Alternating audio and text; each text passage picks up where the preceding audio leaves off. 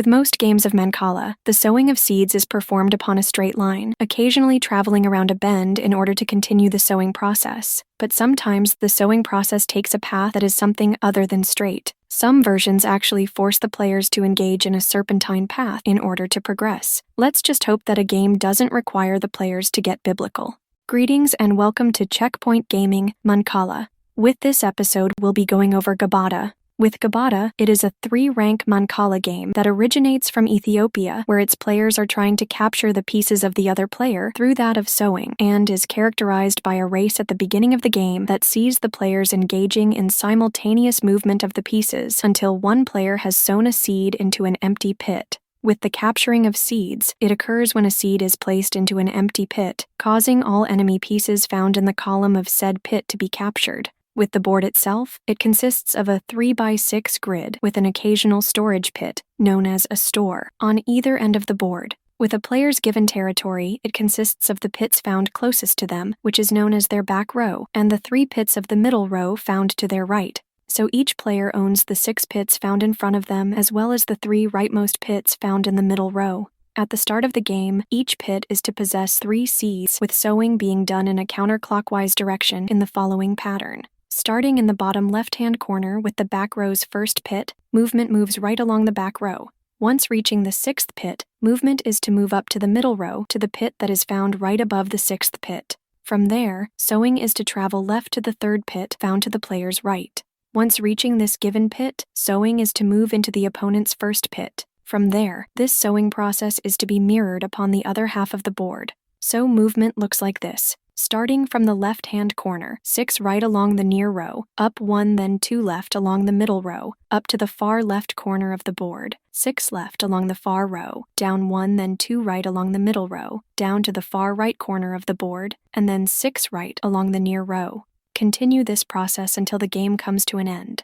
At the start of the game, both players will simultaneously pick up the seeds found in their first pit and sow them, one at a time, in the subsequent pits along the route that was just described. From there, the players are to claim the seeds from the last pit they sowed and continue the sowing process in the same way. Since this is a race, this process will continue until one player sows their last seed into an empty pit, which will lead into the game proper.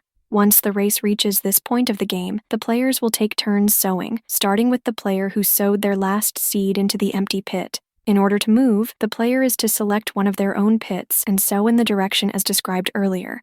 If the last seed is to be sown into an already occupied pit, then all seeds found in said pit are picked up, and the sowing process is to continue in the prescribed direction. This will continue until the last seed is sowed into an empty pit. Once sowing their last seed found in their hand into an empty pit, their turn is to come to an end. Otherwise, the player is to continue their sowing process, starting from the pit in which they sowed their last seed.